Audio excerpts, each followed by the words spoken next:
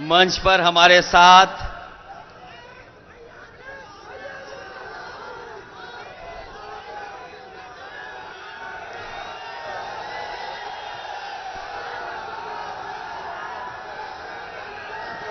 इस बार तो कुछ जोश और तरह का दिख रहा है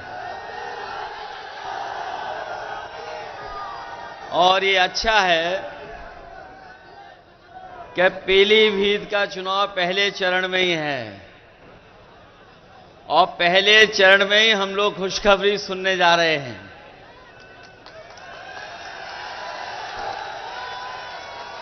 मैं सबसे पहले इस विधानसभा और पूरे पीलीभीत से आए हुए अपने सभी कार्यकर्ताओं का बहुत बहुत धन्यवाद और आभार प्रकट करता हूं। ये पहले चरण का चुनाव होने जा रहा है। पीलीभीत में बड़े बड़े नेता आ चुके हैं। देश के बड़े बड़े नेता आकर के अपनी बात कह चुके हैं और लखनऊ वाले तो और घबराए हुए हैं। पीलीभीत का नाम सुनते ही उनका चेहरा पीला हो जा रहा है।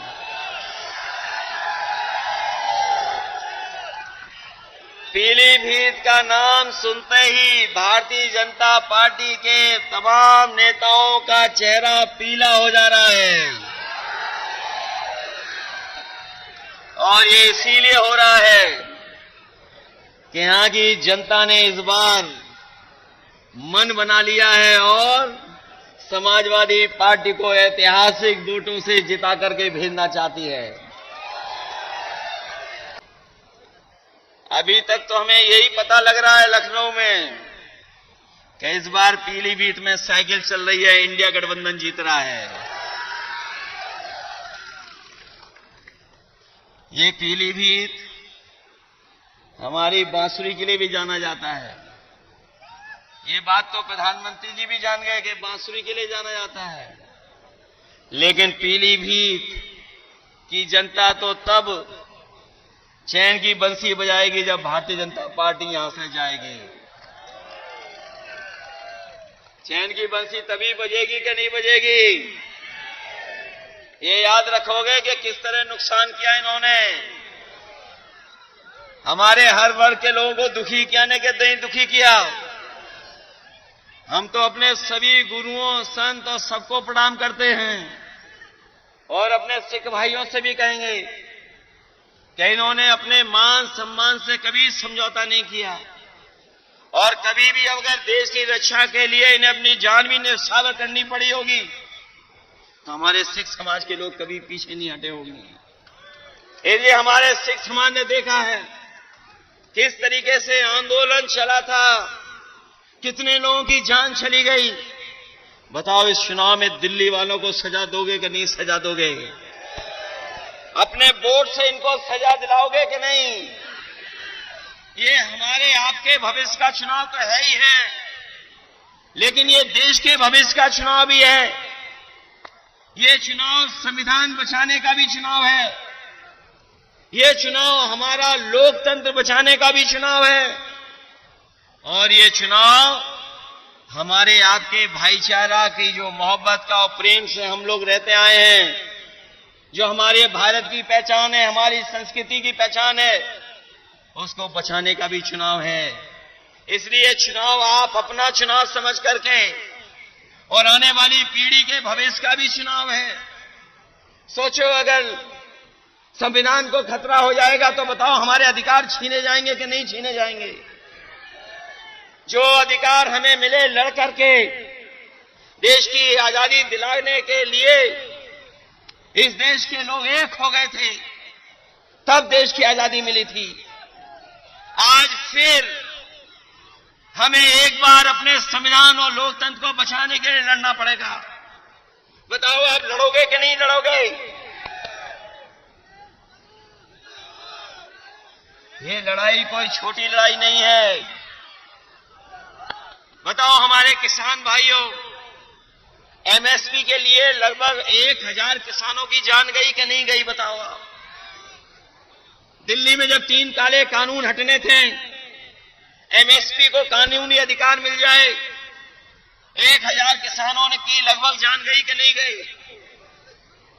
तो बताओ, हम समाजवादी लोगों ने और इंडिया गठबंधन ने कहा है कि सरकार बनेगी तो एमएसपी के लिए कानून बना करके अपने किसानों को एमएसपी फसलों की दिलाने का काम करेंगे।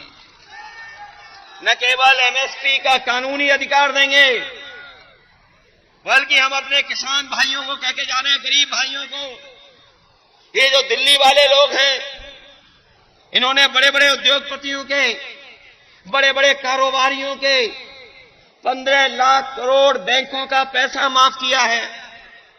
अभी तक 10 साल में इन्होंने लगभग 15 लाख करोड़ उद्योगपतियों का कर्ज माफ किया है।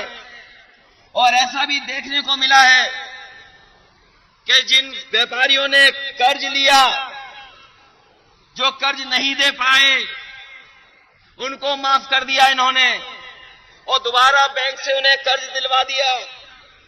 ये आपने आंकड़े निकलवा लेना। और बहुत सारे लोग, बहुत सारे उद्योगपति वो भी हैं जो कर्ज में डूबे थे, कर्ज उनका माफ करके बीजेपी ने बचाया और बाद में उन्हीं उद्योगपतियों से इलेक्ट्रल बॉन्ड ले लिए। बताओ, इलेक्ट्रल बॉन्ड लेने वालों का कर्ज माफ हुआ कि नहीं हुआ? आपको तो पता होगा, देश में सबसे ज्यादा वसूलने का काम अगर किसी पॉलिटिकल पार्टी ने किया तो बीजेपी ने किया कि नहीं किया? इसलिए अपने किसान भाइयों को हम कह के जा रहे हैं, इंडिया गठबंधन बनेगी सरकार, किसानों का पूरा कर्ज माफ होगा। जब उद्योगपतियों का 15 लाख करोड़ माफ हो सकता है, तो हमारे किसानों का कर्ज माफ क्यों नहीं होगा? तो बताओ, अपना वोट देकर के कर्ज माफ कराने का काम करोगे? संविधान बचाने के लिए भी वोट कर देना, क्योंकि आपके वोट से ही संविधान बचेगा। आपके वोट से ही देश का लोकतंत्र बचेगा। आपके वोट से ही किसान खुशहाल होगा। आपके ही वोट से नौजवान को नौकरी मिलेगी। आपके ही वोट से आरक्षण बचेगा। और हम फिर कहते हैं, एनडीए को कोई हराएगा तो हमारा ये पीडीए परिवार हराएगा। ये पीडीए परिवार बैठा है, यही एनडीए को हराने का काम करेगा।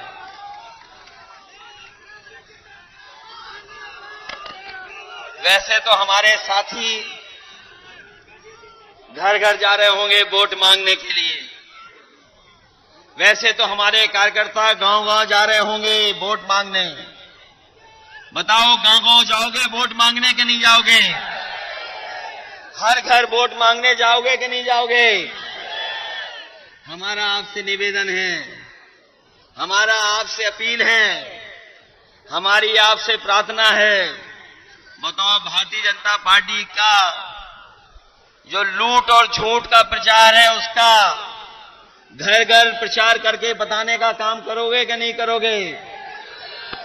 बताओ, बीजेपी झूठ बोलती है कि नहीं बोलती है? इलेक्ट्रल बॉन्ड से लूट की है कि नहीं की है? तो ये झूठ और लूट का प्रचार करोगे घर घर के नहीं करोगे? और अपने वोट से लोकतंत्र को बचाओगे? ये हमारे देश के प्रधानमंत्री कैसे हैं?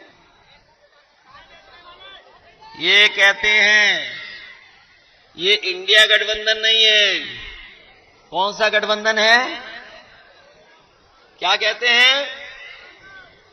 इंडिया गठबंधन का क्या कहते हैं? बताओ, जिन्हें इंडिया कहने में ही शर्म आती हो। ये इंडिया गठबंधन है, ये इंडिया गठबंधन नहीं है। बताओ, हमें बीजेपी को ये भी सिखाना पड़ रहा है। हमारे गठबंधन की जो INDIA है, ये इंडी नहीं है, ये इंडिया गठबंधन है। और ये इंडियाई गठबंधन है जो पीडीए परिवार को साथ लेकर के एनडीए का मुकाबला कर रहा है। और हम कह के जा रहे हैं, जो कह रहे हैं 400 पार, इस बार यूपी से जाएंगे हार। ये 400 पार नहीं, ये 400 हारने जा रहे हैं। और अगर ये 400 जीत रहे होते तो बताओ इतने घबराए हुए होते ये घबराए हुए हैं कि नहीं घबराए हुए हैं? और इसलिए घबराए हुए हैं कि दिल्ली के मुख्यमंत्री को जेल भेज दिया, झारखंड के मुख्यमंत्री जी को जेल भेज दिया। बताओ जेल भेज दिया कि नहीं भेजा है? और अगर 400 पार हो रहे होते तो सब ऐरे गहरे नत्थू खैरों को अपनी पार्टी में शामिल कर रहे हैं। अभी सुनने में आया है बरेली में कोई माफिया को भी शामिल कर लिया, जिनको ये महाराष्ट्र में भ्रष्टाचारी कहते थे। बताओ इन्होंने अपनी पार्टी में ले लिया कि नहीं ले लिया? जो इन्हें दिन रात गाली देते थे उन्हें ले लिया कि नहीं ले लिया अपने साथ? उत्तर प्रदेश में भी ऐसे कई दल थे, सुबह से शाम तक बहुत बुरा भला कहते थे बीजेपी को।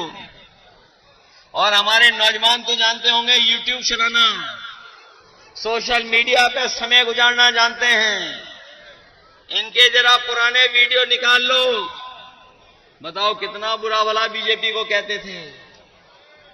और दुख तो इस बात का है कि हमारे प्रेस के लोग भी चुप हैं, क्योंकि प्रेस के लोगों को भी दाना मिल जाता है, तो जैसा दाना वैसा इनका गाना।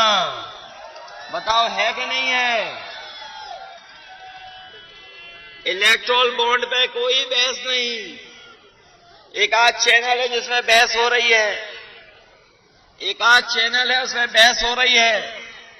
जब आपके साथ ये भी नहीं है और जो यूट्यूबर साथ हैं उनको बैन लगा रहे हैं, कभी झूठा मुकदमा लगा देते हैं। हमारे पत्रकार साथी भी अगर सच दिखाना चाहेंगे, अगर दिन में सच दिखाया तो रात में इनके पास पुलिस पहुंच जाती है। बताओ पहुंच जाती है कि नहीं पहुंच जाती है? देखो हमारे प्रेस के लोग भी सहमत हैं हमसे। ये हालत पैदा हो गई है, इसलिए सावधान रहोगे कि नहीं रहोगे? सावधान। अपना बूथ बचाओगे कि नहीं बचाओगे? प्रचार करोगे झूठ का क्या नहीं करोगे? बीजेपी के झूठ का और बीजेपी की लूट को बताओगे कि नहीं बताओगे? बीजेपी की यही पहचान है, झूठ और लूट। इसके अलावा इन्होंने कुछ नहीं किया। पिछले 10 साल में केवल झूठ बोला है और लूटने का काम किया है। इनको बताओ हराओगे चुनाव में कि नहीं हराओगे? इसलिए ये मौका मिला है हम सबको, हम आपको सबको मौका मिला है लोकतंत्र बचाने का, लोकतंत्र के साथ साथ संविधान बचाने का, और साथ साथ अपने अन्याय से मुकाबला करने का। ये बीजेपी के लोग पूरे उत्तर प्रदेश और देश को पीछे ले जा रहे हैं।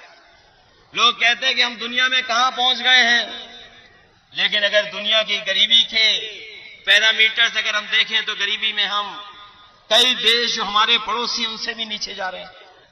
हम महंगाई में भी उन देशों के मुकाबले पीछे चले गए, बेरोजगारी में भी पीछे चले गए, और दुनिया में सबसे ज्यादा कर्ज अगर किसी देश के ऊपर है तो वो भारत पर है। बताओ अगर कर्ज वाला देश होगा तो क्या दुनिया में हमारा पहचान बनेगी क्या? इसलिए आपको सोचना होगा, इस देश को बचाने के लिए आपको करना पड़ेगा। इसीलिए मैं आप सबसे अपील और निवेदन करने आया हूं कि समाजवादी पार्टी के एक मजबूत प्रत्याशी हैं भगवत सिंह गंगवार, इनकी मदद करने का काम करना है। बताओ इनके पक्ष में समीकरण है कि नहीं है? ये अग्निवीर और पेपर लीक वाले नौजवान हमारी बूथ में मदद करने का काम करना है। बताओ करोगे कि नहीं करोगे? इस पीलीभीत में न इलाज मिल रहा है, न दवाइयां हैं, और जो व्यवस्था समाजवादियों ने बनाई थी एम्बुलेंस की, वो एम्बुलेंस की व्यवस्था भी खत्म कर दी, और पुलिस को 100 नंबर वाली गाड़ी दी थी। बताओ गाड़ी को खराब कर दिया पुलिस ने, क्या नहीं खराब कर दिया? और 100 से कौन सा नंबर कर दिया? इन्हें लगा इनका भी रेट बढ़ गया तो इन्होंने भी रेट बढ़ा लिया। बताओ रेट बढ़ा लिया कि नहीं बढ़ा लिया? इसलिए ऐसे लोगों के खिलाफ मतदान करोगे तभी जाकर के हमारा लोकतंत्र बचेगा। इन्हीं शब्दों के साथ मैं आए हुए सभी लोगों का बहुत बहुत धन्यवाद देता हूं। आए हुए किसान भाइयों का धन्यवाद देता हूं, आए हुए नौजवानों का धन्यवाद देता हूं। मुझे पूरा भरोसा है कि आप सब लोग मिलकर के इस देश को बचाने का काम करेंगे, लोकतंत्र को बचाने का काम करेंगे, संविधान को बचाने का काम करेंगे। और जो मैंने आपसे निवेदन किया है कि बीजेपी की जो पहचान बन गई है लूट की और झूठ की, उसको घर पहुंचाने का काम करना। जिस समय आप घर घर पहुंचा देंगे, आपका प्रत्याशी और समाजवादी पार्टी अपने आप ऐतिहासिक वोटों से जीत करके जाएगी। इन्हीं शब्दों के साथ हम आपका धन्यवाद देते हैं। हम कई अपने प्रतिष्ठित और सम्मानित लोगों को देख रहे हैं, हमें उम्मीद है उनका भी हम लोगों को आशीर्वाद मिलता रहेगा और आशीर्वाद हम लोगों के वोट के माध्यम से दे देना, यही सबसे बड़ी जीत होगी। जो लोग उत्तर प्रदेश में आए हैं 14 में, वो 24 में जा रहे हैं। जब विदाई हो तो पीलीभीत से भी बड़ी धूमधाम से विदाई हो इन लोगों की, लाखों वोटों से हरा करके भेज देना। आप सबका बहुत बहुत धन्यवाद और बहुत बहुत आभार प्रकट करता हूं।